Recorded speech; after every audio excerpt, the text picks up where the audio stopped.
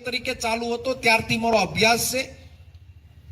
આ પહેલી તારીખથી હું બૂમબરાડા પાડું છું। હજી સુધી ટીવીમાં કે પત્રકારોમાં એક પણ ભારતીય જનતા પાર્ટીનો પ્રવક્તામાં સ્પષ્ટતા નથી કરી શક્યો, કારણ કે હવે સોશિયલ મીડિયાનો યુગ છે, ટેકનોલોજીનો યુગ છે। તમે કાંઈ પણ બોલો એનો વળતો પ્રહાર આવે, વળતો જવાબ આવે। જવાબ એટલા માટે નથી આપ્યો કે પ્રધાનમંત્રી ફસલ વીમા યોજનાને અભરાએ સડાવી દીધી, ગામ એકમોને અભરાએ સડાવી દીધા, વીમા યોજના બંધ કરી દીધી।